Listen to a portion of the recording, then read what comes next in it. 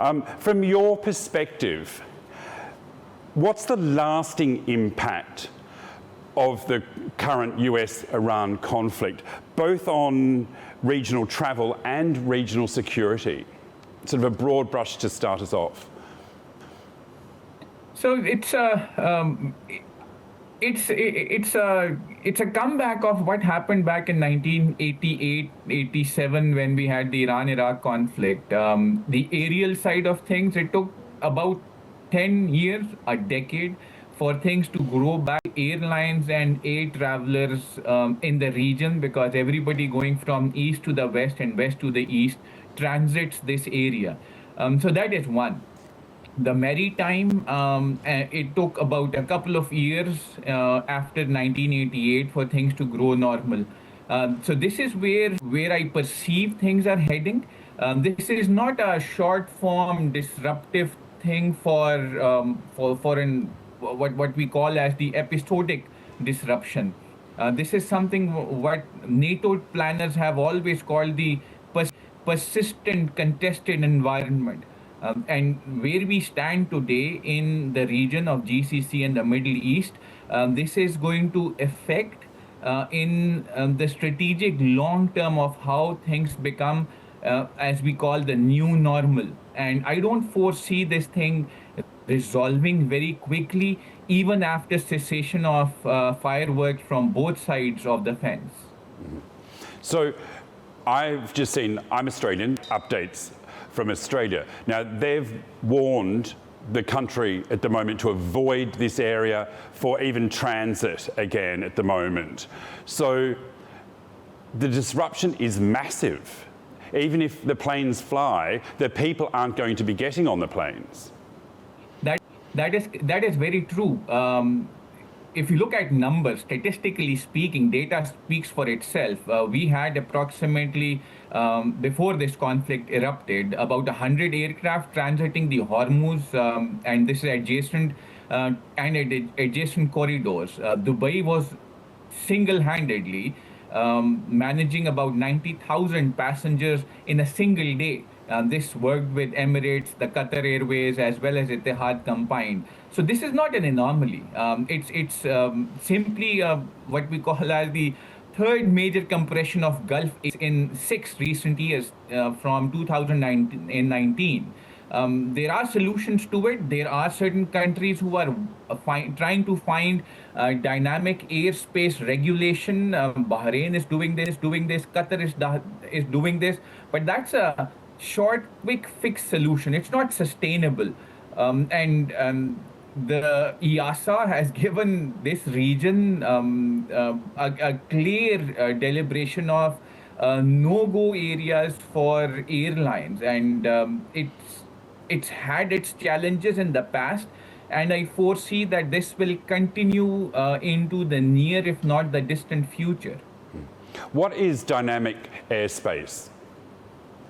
So dynamic corridor management is the formal phrase used for it. It's not a binary open flight information region or closed flight information region model. It is managing the areas or airspace or corridors in a graduated risk format. As I mentioned, Bahrain and Qatar is doing this already. But I believe instead of a national issue, this can be made or formalized, may be regional or international in conflict zones, ideally through ICAO, the International Civil Aviation Organization.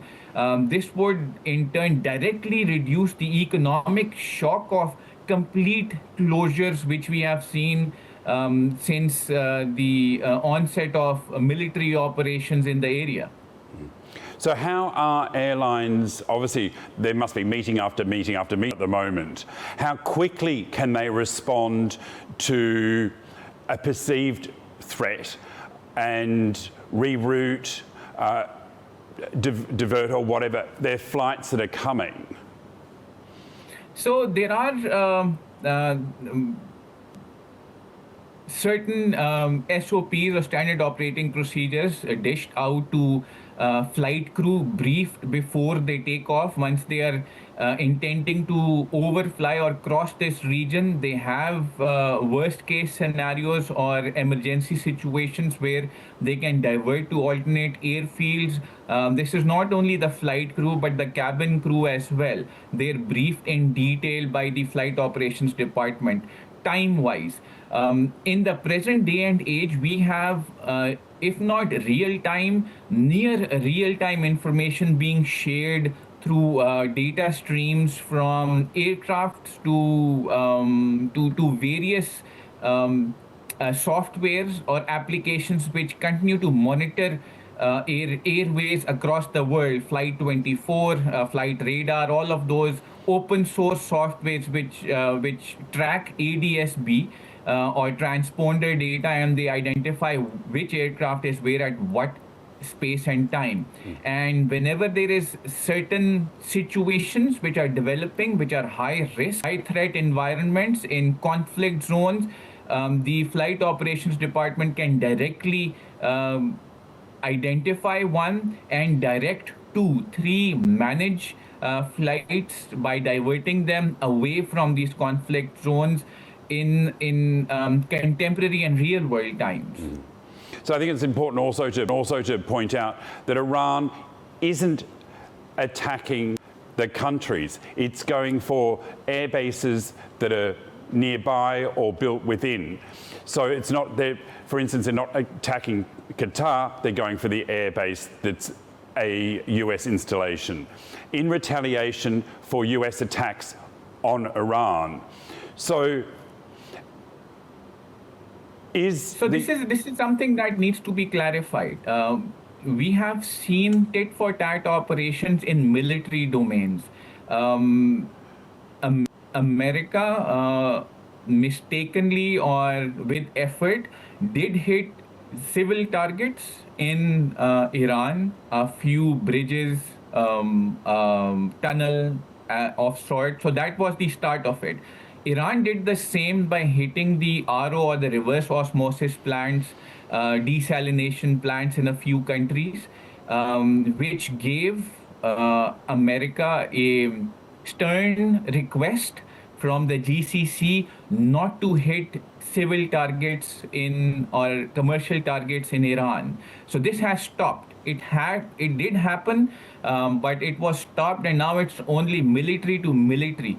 And Iran is hitting with impunity, I would say that.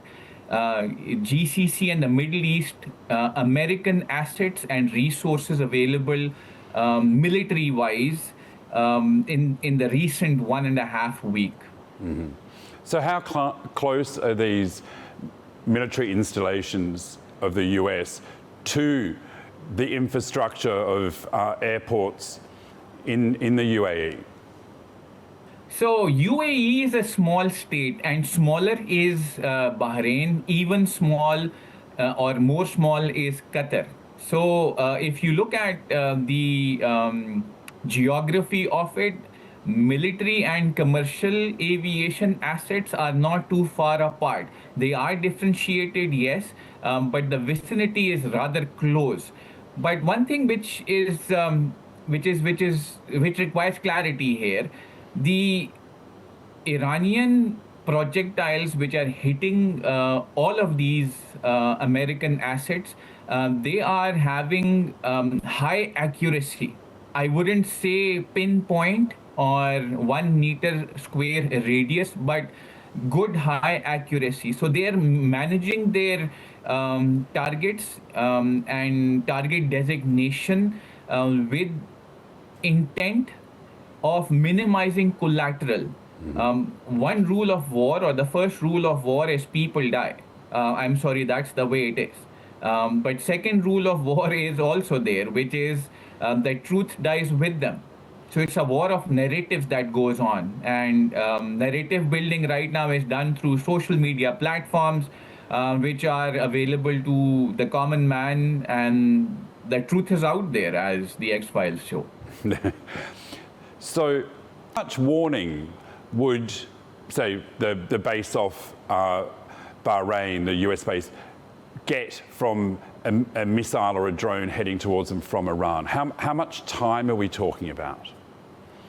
It depends on the projectile that is flying towards them. If it is a Shahed 136 drone, it's not high speed. We call it LSS, low speed and something else. So it's not too fast. So it gives enough of a reaction time. But there are other projectiles which are rocket-based missile technology, which are hypersonic and in their terminal zone. So that is limited to less time available for reaction. But something which needs to be understood is we are looking at a battle that is not a short-term thing. It's a strategic, long-term conflict that has been ongoing for some time now, and it's going to continue. Risk management needs to be done militarily and commercially in aviation as well. Both elements need to be looked at, because we are sitting in an era in warfare where military hardware has been democratized. I'll be specific. The drone technology is available.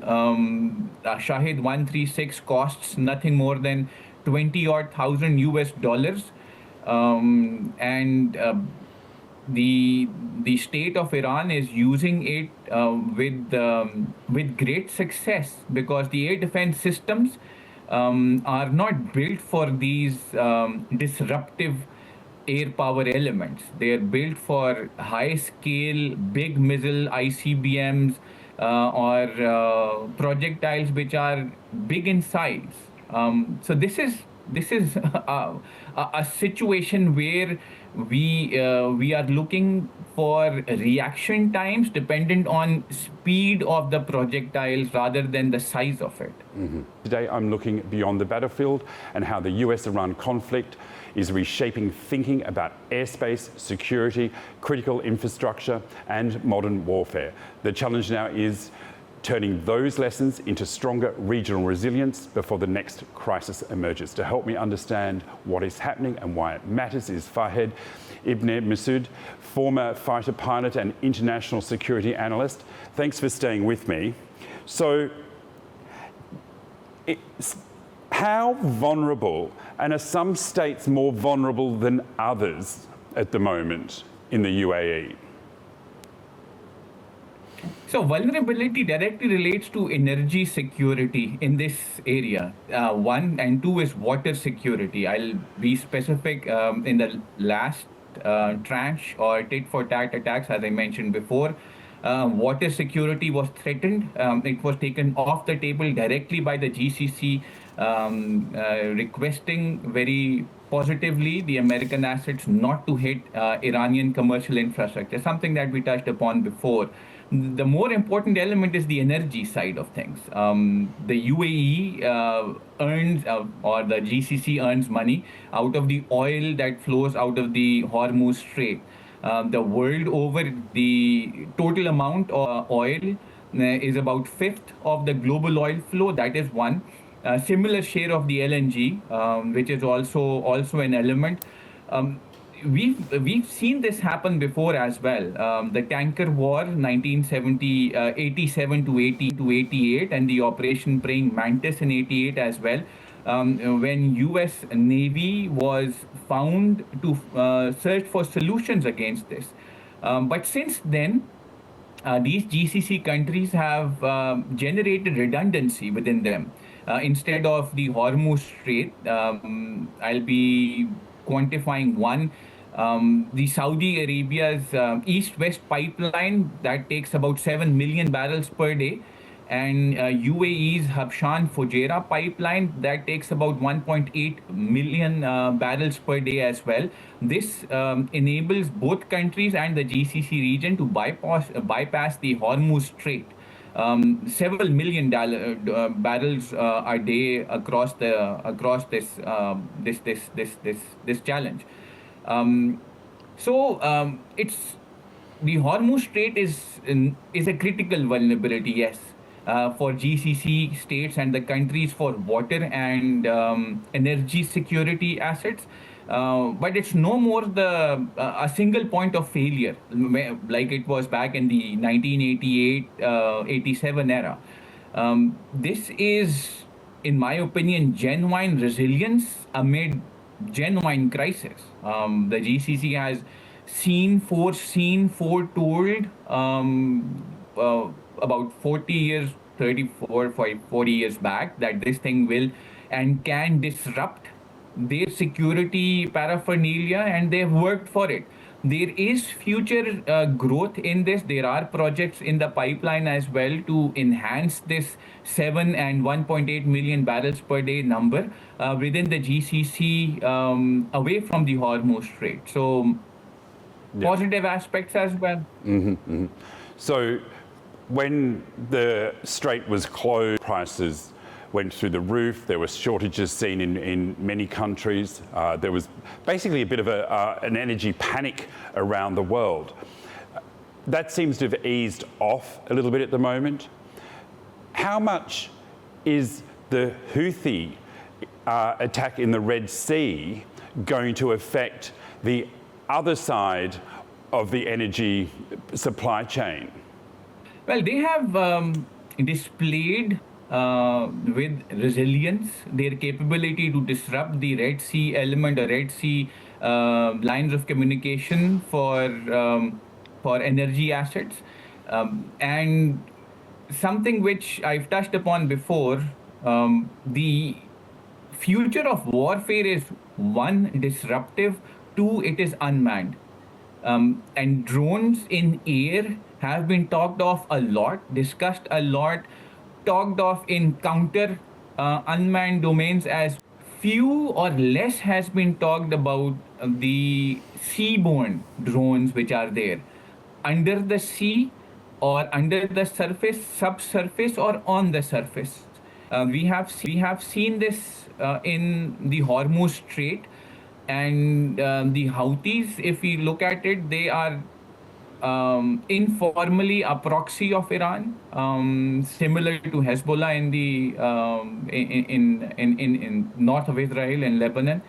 So they have displayed that before. They can disrupt it even further. Because counter UAS has been talked a lot, but counter unmanned seaborne services or systems has not been taken care of a lot. So they have their capability, have displayed it before. The idea of hitting Yemen or Houthis in their homeland has limited success. Their war-making capacity, because it is disruptive, just like we talked of numbers before, loitering munition like a Shahid 136 is 20K. Where else, if you talk of a Patriot SM3, SM6, or a PAC-3, it costs anything between 3 to 5 million US dollars. And for one projectile or one loitering munition, 3 to 4 are launched. So the numbers don't match as well. Similar is for the seaborne assets. The Houthis, if they want to do this and disrupt or plug the Red Sea, they have their nuisance value. Mm-hmm. So let's turn our attention back to the airlines themselves. With the cost of fuel going up, there is a worldwide cost of living crisis. People can't afford to spend more money than they have.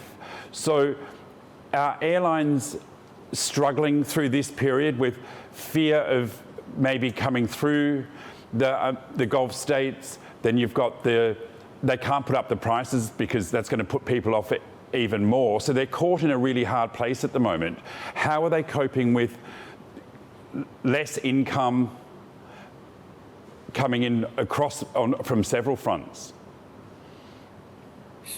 So airlines have been hedging fuel for a while, and fuel hedging is a strategy that is used by airlines, especially the full cost carriers or the or the state airlines, to save fuel in fuel dumps. Simply said, and use it when the prices are high. They buy it at a low price, use it at a high price per barrel in the international oil market. So for this summer, things are relatively under control, and that is what the airlines are fearing across the world. When those fuel dumps are emptied and the silos are diminished, what then? The prices will skyrocket out of the roof. I'll be very specific. The amount of finance that will be required right now to travel this summer will double, if not quadruple, for the common man to travel from origin to destination. It is not that the airlines want to do it, but their business is making money, and they cannot break even or make money or do their load factor of 80% for a full cost carrier within the price that they're asking for. So, come September, if this conflict brews continues to increase and sustain itself, which I foresee it happening, I'm sorry, the prices of air tickets or airfares will rise dramatically. And it will not be sustainable for the airlines to do this, for the common man to fly as frequently as he has been doing in this summer. And things are going to turn from bad to worse for the aviation industry, because it has a trickle down effect everywhere. MROs, ground based operators, even the hoteling industry, hospitality industry will be affected from this, not to mention the surface transport services that are there, taxis, buses, trams, trains. So it is not looking too bright.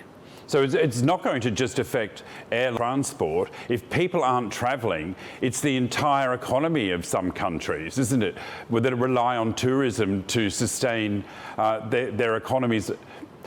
So, I mean, and quadruple. So do you see airlines having to ground planes in the future then, if people aren't going to and can't afford to spend that amount of money? So grounding the aircraft is not an option right now for airlines, because the aircraft that they have either bought or leased, both cases, only makes money when it is airborne, not on ground. So the idea would be to close certain routes, certain flights from to certain destinations, to make sure that the money-making routes keep open, and flights, aircraft which were used for redundant routes or redundant destinations, move from there to money-making or profit-making or revenue-generating. So that is where I believe the airlines will be looking at, instead of grounding the aircraft altogether. Mm-hmm. It's fascinating to see that how they could keep an airline going when people aren't getting on it. I'm sorry, we're out of time. Thank you for joining me. And that brings us to the end of today's conversation, where I looked at the effect of the US war on Iran. The next test may not come from another full-scale conflict, but through smaller, more frequent disruptions targeting airspace, shipping routes, or crucial energy infrastructure. Governments across the Gulf are already investing in stronger air defense systems, improved intelligence sharing, and greater protection for strategic assets. Airlines are likely to build greater flexibility into their operations, while energy markets will remain highly sensitive to developments around Iran and the Strait of Hormuz.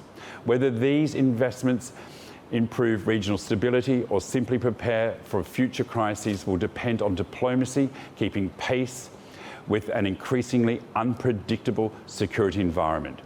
Thank you to Fahad Ibn Masood, former fighter pilot and international security analyst. where he joined me from the UAE for sharing your insights. As always, here on One Voice, I aim to cut through the noise and bring you the stories that matter from the voices that know. And if you missed any part of today's show, be sure to go to our YouTube channel, Asiaonenews. Until next time, I'm Craig Vermay. Thank you for watching One Voice.